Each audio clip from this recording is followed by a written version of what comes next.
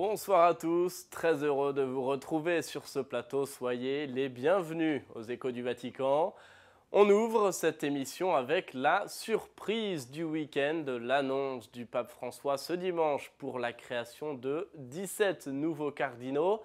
Ils seront créés lors d'un consistoire en novembre prochain.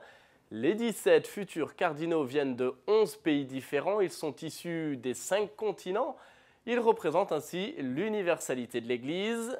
Parmi eux, 4 sont des archevêques ou évêques émérites, ainsi qu'un prêtre à la retraite. Les 13 autres sont toujours en activité. C'est le pape lui-même qui fait cette annonce dimanche lors de la prière de l'Angélus.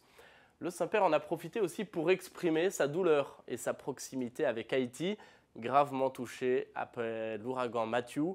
On écoute un résumé de son allocution. Le pape François a créé la surprise en annonçant ce dimanche après l'Angélus la création de 17 nouveaux cardinaux. Ce sera lors d'un consistoire qui se tiendra le 19 novembre prochain au Vatican. Parmi ces 17 futurs cardinaux, il y a 2 archevêques et un évêque émérite qui se sont distingués dans leur service pastoral, ainsi qu'un prêtre qui a clairement rendu un témoignage chrétien.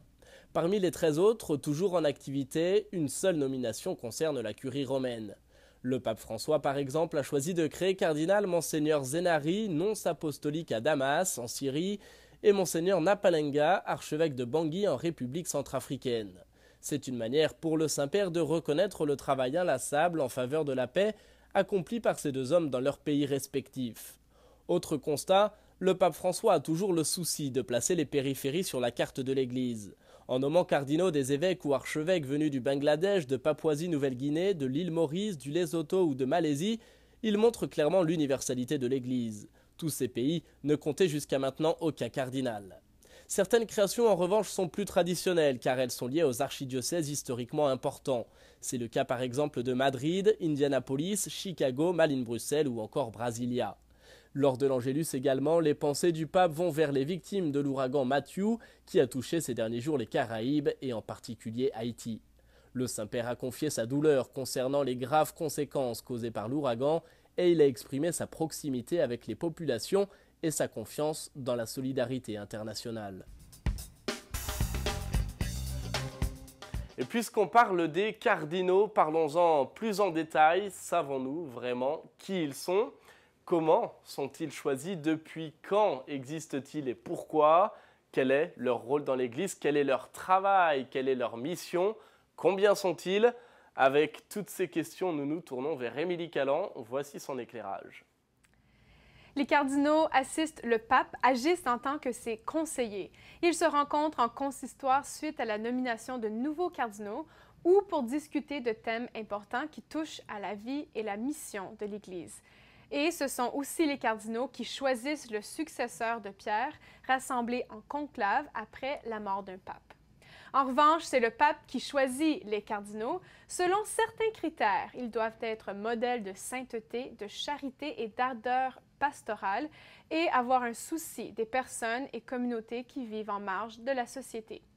Le pape François l'a souvent fait remarquer que l'élection d'un cardinal n'est pas une marque d'honneur ou de gloire, mais un signe de service.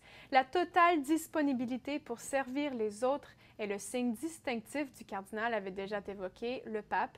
C'est son unique titre d'honneur. Une fois nommé, un cardinal est créé au cours d'une messe au Vatican, présidée par le Saint-Père. On les reconnaît par la couleur rouge, aussi appelée la pourpre cardinalis, le rouge pour représenter le sang versé du Christ. Leur vêtement est composé d'une soutane, d'une barrette et d'une mosette rouge, d'un anneau, d'une croix pectorale, d'une crosse et d'une mitre. Il existe traditionnellement 3 types de cardinaux, les cardinaux évêques, les cardinaux prêtres et les cardinaux diacres, qui établissent entre eux une hiérarchie, mais qui aujourd'hui n'est que protocolaire. Le rôle du cardinal est défini au Moyen Âge et c'est au XIIe siècle que les cardinaux ont commencé à former le Sacré Collège ou le Collège cardinalis comme nous le connaissons aujourd'hui. En 1970, le pape Paul VI a publié un motu proprio sur la composition du Collège des cardinaux. Il a établi des nouvelles règles où seuls les cardinaux de moins de 80 ans ont le droit d'élire le successeur de Pierre lors d'un conclave. Il a de plus fixé le nombre de cardinaux électeurs à 120 et à l'heure actuelle, le collège cardinaliste est formé de 111 cardinaux électeurs et de 100 non-électeurs. Aujourd'hui, la moitié des cardinaux électeurs sont originaires des pays d'Europe. Et avant d'annoncer la création de nouveaux cardinaux, le souverain pontife sur cette place Saint-Pierre célébrait la messe. C'était à l'occasion du jubilé marial et dans le cadre de l'année de la miséricorde. Le Saint-Père, dans son allocution, a insisté sur l'importance de dire merci. Il est primordial, a-t-il dit, de remercier le Seigneur pour ce qu'il nous offre. Et pour cela, le pape s'est appuyé sur les textes du jour. Écoutez. Ce dimanche, à l'occasion du jubilé marial, le souverain pontife a célébré la messe devant des milliers de pèlerins réunis place Saint-Pierre. Dans son homélie, le Saint-Père a commenté notamment l'évangile du jour pour souligner l'importance de dire merci. Sur les 10 lépreux guéris par Jésus dans l'évangile, un seul, un samaritain, revient le remercier, et ce manquement amène ainsi le pape à nous demander si nous sommes capables à notre tour de dire merci. Non seulement merci au Seigneur, mais merci en famille, en communauté et dans l'Église. Souvent, nous tenons tout pour acquis et cela se produit également vis-à-vis de Dieu.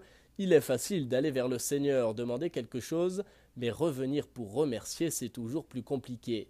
Le pape propose alors la Vierge Marie comme modèle, qui, après avoir reçu l'annonce de l'ange, a laissé jaillir de son cœur un chant de louange et de gratitude de Dieu. En ce jubilé marial, le Saint-Père demande ainsi à la Vierge de nous aider à comprendre que tout est don de Dieu pour que nous apprenions à remercier. Mais pour dire merci, ajoute le Saint-Père, il faut ainsi être humble, humble comme Marie. Demandons-nous, poursuit-il, si nous sommes disposés à recevoir les dons de Dieu ou si nous préférons plutôt nous enfermer dans les sécurités matérielles ou intellectuelles. Le pape a conclu son homélie exhortant les fidèles à s'accrocher à la foi simple de Marie, qui a fait l'expérience de l'éloignement de sa terre, qui pendant longtemps a été étrangère en Égypte, loin de ses parents et de ses amis. Il faut avoir confiance, dit-il, car sa foi a su vaincre les difficultés. Et toujours à l'occasion du jubilé marial, sur cette même place Saint-Pierre, samedi soir, le pape présidait une veillée de prière, une veillée mariale plus exactement, devant des milliers de pèlerins représentant des sanctuaires mariaux du monde entier. Le Saint-Père a livré une réflexion. Il est revenu d'abord sur l'histoire de la miséricorde de Dieu dans la vie de Jésus, en présence toujours de la Vierge Marie. Puis le Saint-Père a également expliqué le sens de la prière du rosaire. On écoute un résumé de son intervention. Le pape François était présent place Saint-Pierre samedi soir pour la veillée mariale en présence de pèlerins venus du monde entier. Après les chants, les prières et les processions, c'est le pape lui-même qui a pris la parole. À travers la prière et la méditation de la vie de Jésus, dit-il, nous revoyons son visage miséricordieux qui vient à la rencontre de chacun dans les divers besoins de la vie. Marie, elle, nous accompagne sur ce chemin, indiquant le Fils qui rayonne de la miséricorde même du Père. Elle est la mère qui indique le parcours que nous sommes appelés à faire pour être d'authentiques disciples de Jésus. Dans chaque mystère du rosaire, a poursuivi le pape, nous la sentons proche de nous et nous la contemplons comme première disciple de son Fils, elle qui met en pratique la volonté du Père. Cette prière du rosaire ne nous éloigne pas des préoccupations de la vie, au contraire, elle nous demande de nous incarner dans l'histoire de tous les jours pour savoir saisir les signes de la présence du Christ parmi nous. Dans la foi de la Vierge Marie, nous voyons comment ouvrir la porte de notre cœur pour obéir à Dieu. Dans son abnégation, nous découvrons combien nous devons être plus attentifs aux besoins des autres. Dans ses larmes, nous trouvons la force pour consoler ceux qui souffrent. Dans chacun de ces moments, Marie exprime la richesse de la miséricorde divine qui exauce chacun dans ses besoins quotidiens. Invoquons notre tendre Mère du ciel, a conclu le Saint-Père, pour qu'elle puisse nous protéger, nous aider et nous bénir chaque jour de notre vie.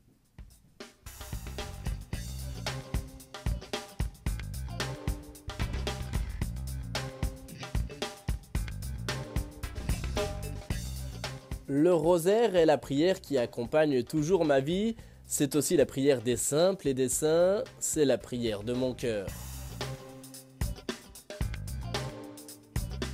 Ces derniers jours, les anglicans étaient à l'honneur au Vatican. Le pape célébrait mercredi dernier à Rome les vêpres avec le primat de l'Église d'Angleterre, Justin Welby. Dans son homélie, le Saint-Père a insisté sur le double message délivré par Dieu à travers cette rencontre œcuménique, un message d'amour et d'unité qui dépasse les divisions. Le pape s'est appuyé pour cela sur l'image du bon pasteur. Regardez.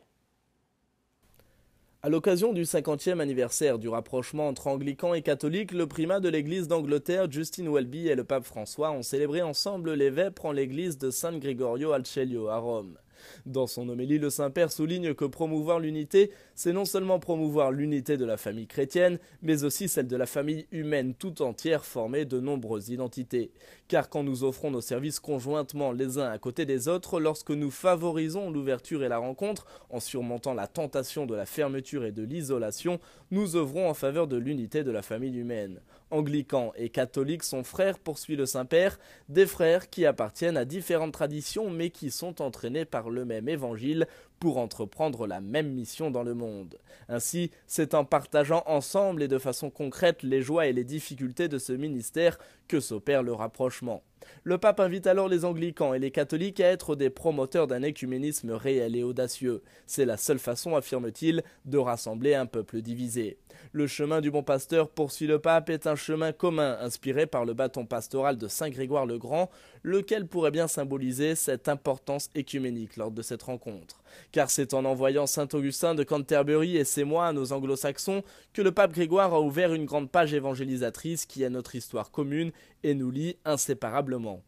Mais attention, met en garde le pape, si le bâton pastoral permet de diriger et rassembler les brebis, il a aussi une pointe pour pousser ceux qui ont tendance à se refermer et à s'enfermer dans des cercles restreints et des microclimats ecclésiaux. Il faut au contraire sortir, insiste le souverain pontife, pour vivre et annoncer l'évangile sur les routes du monde comme les grands missionnaires.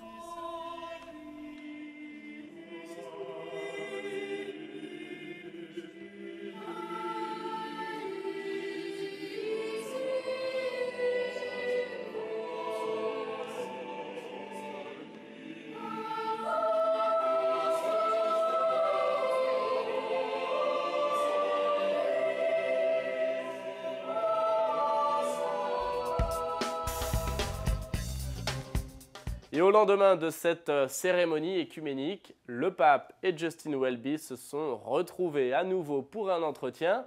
Le chef de la communion anglicane a par ailleurs introduit auprès du Saint-Père les responsables des provinces anglicanes du monde. On fait le point sur cet entretien avec les images de la télévision du Vatican. Cette rencontre avec tous ces primats anglicans s'inscrit dans le cadre du cinquantenaire de l'entrevue historique entre le bienheureux Paul VI et le primat anglican Michael Ramsay. Le pape a salué d'abord les fruits de cette rencontre, puis il a décliné 3 mots, prière, témoignage et mission. Pour la prière, ne nous lassons jamais de demander ensemble au Seigneur et de manière insistante le cadeau de l'unité. Pour le témoignage, nous sommes convaincus que l'écuménisme n'est pas un appauvrissement, mais une richesse, et par conséquent, nous sommes appelés chaque jour à offrir au monde le témoignage de notre amour et de notre unité. Enfin, pour la mission, le pape a déclaré qu'actuellement c'est un moment où le Seigneur nous met au défi de sortir de nous et de nos environs pour apporter son amour miséricordieux à un monde qui a soif de paix. De son côté, Justin Welby a remercié le pape car son pontificat, dit-il, n'est pas sans effet sur la communion anglicane, toujours plus attentive aux pauvres, aux migrants ou à l'esclavage moderne. Le sport à présent était à l'honneur lui aussi. Le Saint-Père a inauguré la première conférence mondiale Sport et Foi. C'est une initiative organisée conjointement par les Nations Unies, par le Conseil pontifical de la culture et le Comité international olympique. Le sport au service de l'humanité, voilà le thème de cette rencontre. Le Saint-Père y a donné un discours aux participants. On écoute un résumé de cette rencontre. C'est le pape François qui a donc officiellement ouvert cette première conférence mondiale Sport et Foi, en présence notamment du secrétaire général de l'ONU Ban Ki-moon et de plusieurs sportifs de renom. L'objectif de ce mouvement est de renouveler le monde du sport à partir de 6 principes: la compassion, le respect, l'amour, l'inspiration, l'équilibre et la joie.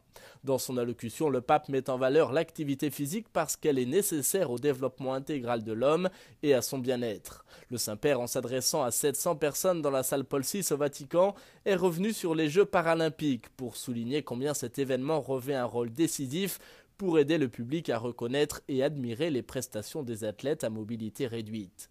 Le sport, dit-il, est une activité physique qui enrichit la vie des personnes qui le pratiquent, hommes, femmes, enfants de tout pays, de toute ethnie et de toute religion. Faire du sport, dit-il encore, c'est apprendre à faire équipe, à savoir gagner et aussi à savoir perdre. Le Saint-Père élargit enfin sa pensée aux enfants qui vivent en marge de la société, ces enfants que l'on voit parfois jouer avec un vieux ballon dégonflé dans les banlieues des grandes villes. Le souverain pontife encourage ainsi les institutions, les sociétés sportives, les organisations éducatives et sociales, ainsi que les communautés religieuses, à travailler ensemble afin que ces enfants puissent accéder au sport dans des conditions dignes, spécialement ceux qui sont exclus à cause de la pauvreté. Une image forte à présent, celle du pape devant les décombres causés par le tremblement de terre en août dernier dans le centre de l'Italie. 6 semaines après ce violent séisme qui a tué près de 300 personnes, le pape a fait le déplacement. Il s'est rendu la semaine dernière dans les 3 villages touchés par le tremblement de terre, notamment dans le village d'Amatrice, le plus durement touché. Le Saint-Père a prié, seul, en silence, au milieu des ruines, puis il a rencontré les habitants. Il voulait être proche des gens, a-t-il dit. Je vous propose un résumé de ce déplacement. Le pape François s'est rendu par surprise à Amatrice, la ville symbole du tremblement de terre qui a frappé l'Italie le 24 août dernier, le jour de la Saint-François d'Assise. Il est arrivé à bord d'une Golf et il a été accompagné par l'évêque de Rieti dans l'école provisoire emménagée dans un conteneur rouge. Là, il a rencontré des élèves et des enseignants. Les enfants de primaire ont chanté le chant de l'amitié et offert au pape leurs souvenirs, en particulier des dessins du drame. Une fois à l'extérieur, entouré par la foule, le pape a confié qu'il n'a pas osé se rendre sur place tout de suite après le séisme, car il pensait que sa présence aurait été un encombrement plus qu'une aide, et qu'il a donc préféré attendre, mais que depuis le début, il a senti qu'il devait se rendre sur place. Tout simplement pour dire que je suis proche de vous, rien de plus, et que je prie pour vous. Le pape François s'est ensuite rendu dans la zone rouge d'Amatrice en se rapprochant des bâtiments en ruine et il a prié. Aux pompiers qui l'accompagnaient, il a dit « Je prie pour vous. Votre travail est douloureux et je vous remercie pour ce que vous faites. » Avant de prendre une photo avec tous les pompiers présents, car c'est eux qui sauvent la vie des gens.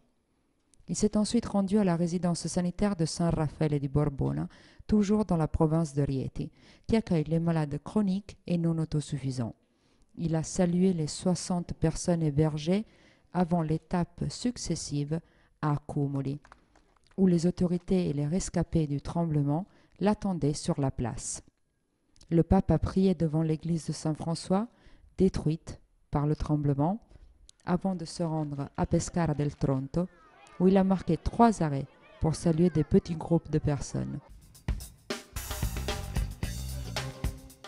Et sachez enfin que le Vatican annonce la tenue d'un nouveau synode.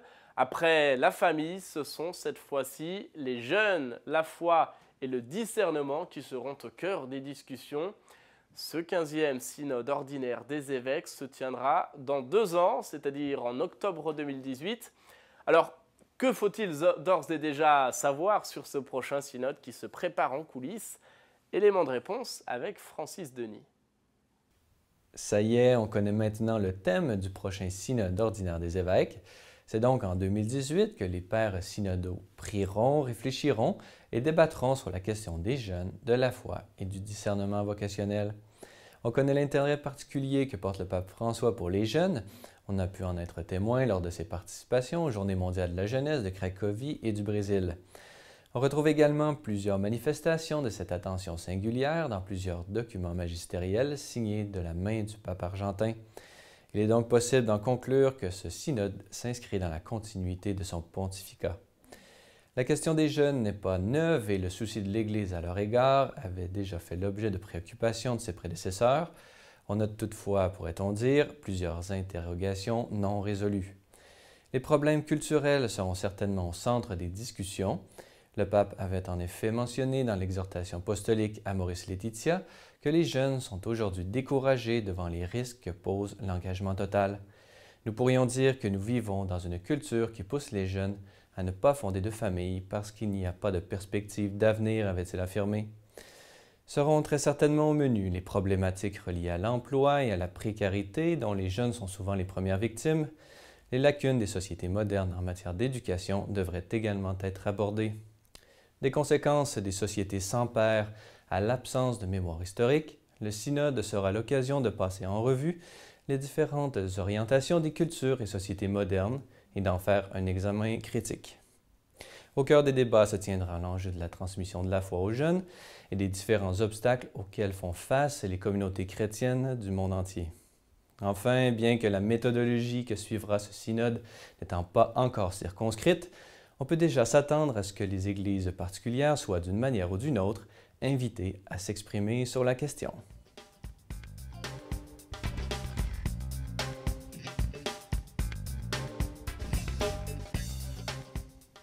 La manière dont nous vivons la maladie est un indice de l'amour que nous sommes disposés à offrir.